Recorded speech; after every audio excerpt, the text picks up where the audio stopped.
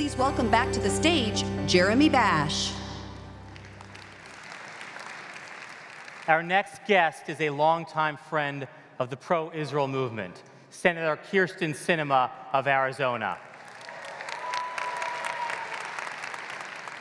Senator Sinema has been an outspoken supporter of the U.S.-Israel relationship as she has risen through the Arizona state legislature and onto the United States House of Representatives. While serving in the House, she took a strong stance on confronting Iran's aggression in the Middle East, and she voted against the Iran nuclear deal. She joins us today as a new member of the United States Senate, where she serves on the Homeland Security Committee.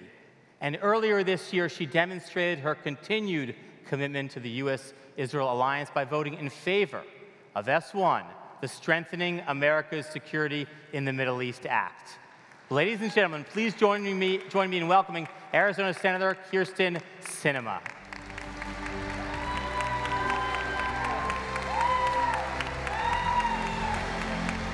Great to see you. Thank you so much. You take that chair.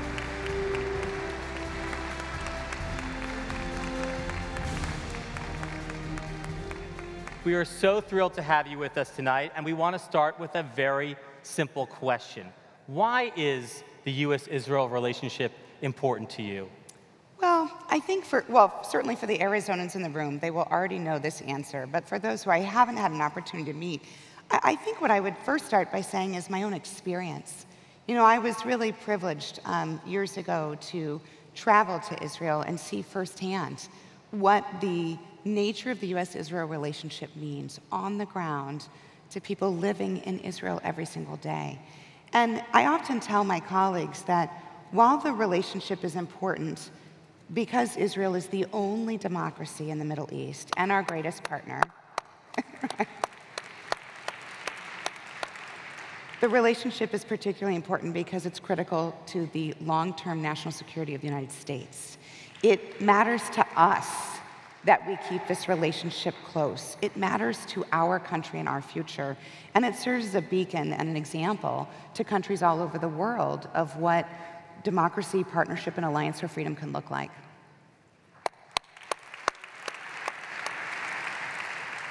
As we were talking, I was telling you that my family in central Israel spent their morning in a bomb shelter. They were hearing the sirens, hearing the explosions of the rockets fired from Gaza this morning. I know you've traveled to Israel and visited with some of the affected communities. I have, and in fact, when I traveled to Israel for my second visit ever, which was in the summer of 2013, we visited with communities that lived very close to the Gaza border, a beautiful community. And we visited a playground, and it really hit me that there were bomb shelters on a playground at an elementary school designed for children ages 5 through 8. And in my first career, I was a social worker, and I worked in elementary school, helping kids and families deal with life and difficulties and challenges. And I reflected at that moment that while I was focused on helping kids and families in their difficult lives, all the years that I worked in Sunny Slope, Phoenix, Arizona, never once did I have to think about a bomb shelter. Never once did I have to think about the immediate physical safety of the children that I was working with. And every time I travel to Israel and see the danger that communities live in, it reminds me how important it is that we, as members of Congress and senators, do our part in protecting Israel, ensuring that she has what she needs to defend herself from these horrific types of activities like we saw this morning.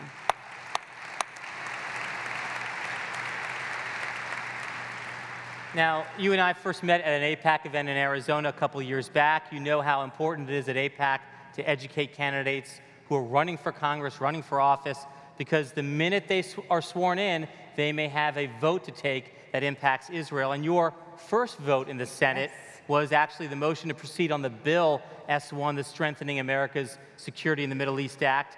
You voted yes when many of your colleagues did not, and we want to know why. So this was, I don't want anyone to get too bored with all the boring political stuff, but much of what happens in Washington today is the result of a broken and dysfunctional system. And so issues that should be what I call no-brainers, bipartisan, where we all work together and agree with each other, often get tangled up in a partisan morass. And that is exactly what happened when I first got to the United States Senate. You all will recall we were in the midst of a ridiculous, wasteful government shutdown.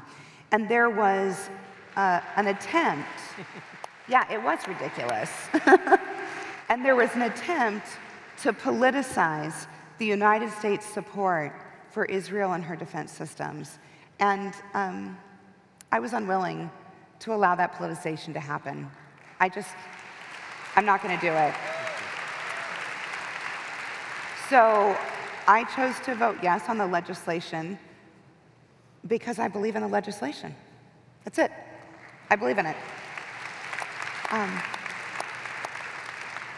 But I do think what we've seen in particular in this session of Congress with this extreme kind of escalation of the partisanship and politicization is that this votes such as that first vote we took for the first entire week of the Senate and votes that we will continue to take provide an opportunity for those of us who are committed to the U.S.-Israel relationship to push the partisanship aside, focus on the issue, and recommit to the shared relationship that the U.S. and Israel have, and to remind our colleagues and teach others how important this relationship is for national security.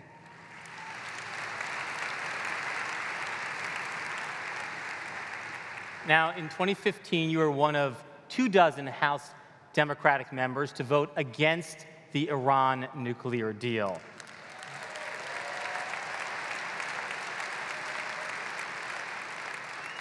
As you look at Iran now, what are your thoughts about how the United States should move forward on our Iran policy? Well, I could talk for a long time about why I voted no on the Iran deal, but I think I spoke with half of the people in this room personally about it. So for me, that was a very important decision. And during my service in the House, that was one of the most important votes I cast. And I believe that I made the right vote.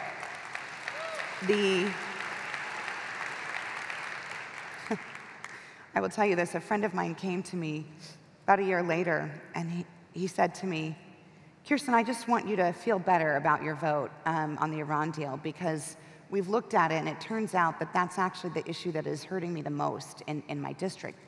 This is someone who voted the other direction. And I smiled and said, I don't need to feel better about it. I always felt good about it. Like, it was the right vote. You're good. I'm good.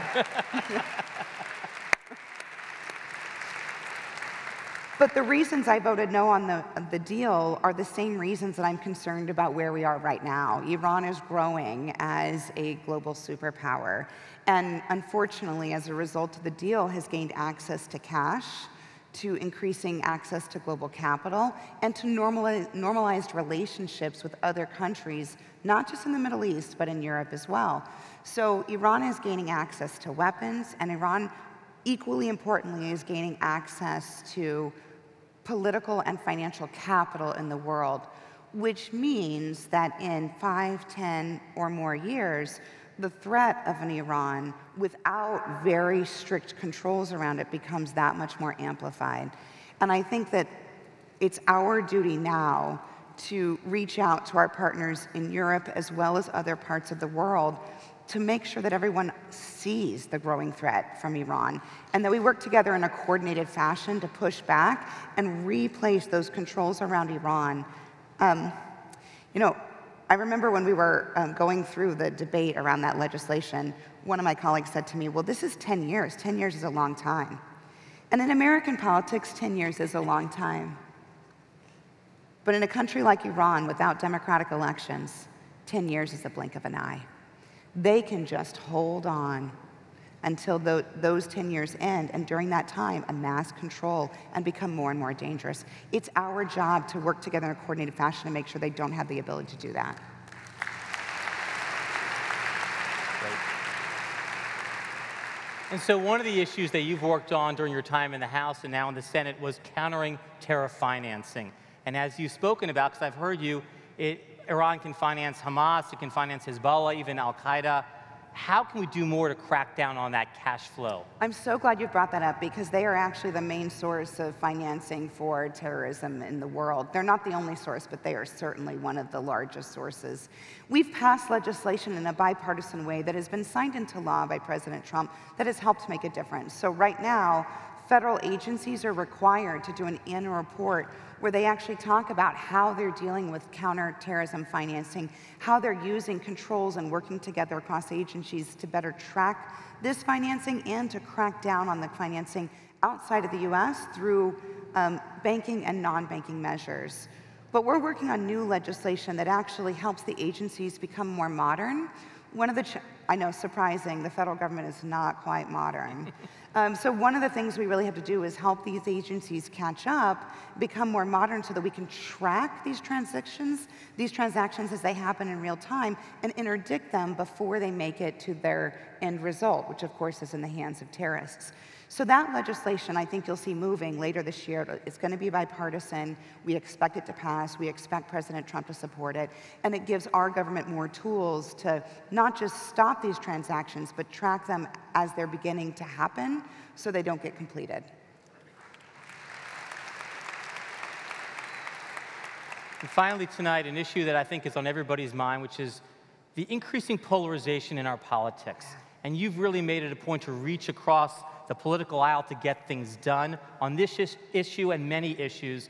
Why is bipartisanship important to you, and do you feel there's a way to push back against that heightened polarization? I'm so glad you've asked this question, though if you'd asked it at the beginning, we would never have made it to the other questions, because I could talk about this all night. I firmly believe that the country needs bipartisanship to solve the challenges that we face.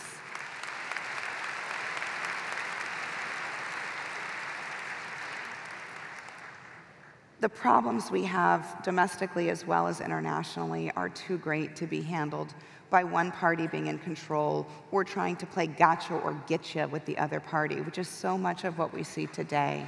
We have to rise above that. We have to. We cannot afford the petty politics of the past. And so I remain firmly committed to engaging in bipartisan action in everything that I do, whether it's standing strong for the U.S.-Israel relationship or, frankly, any other issue I work on, because that is what America deserves. It is what our forefathers did to create the country that we enjoy today, and it is what we owe to our kids and our grandkids so that they can have a country that they can also enjoy and be proud of tomorrow. It is our duty. Arizona is fortunate. America is fortunate. Senator Kyrsten Sinema, thank you so much for joining us tonight.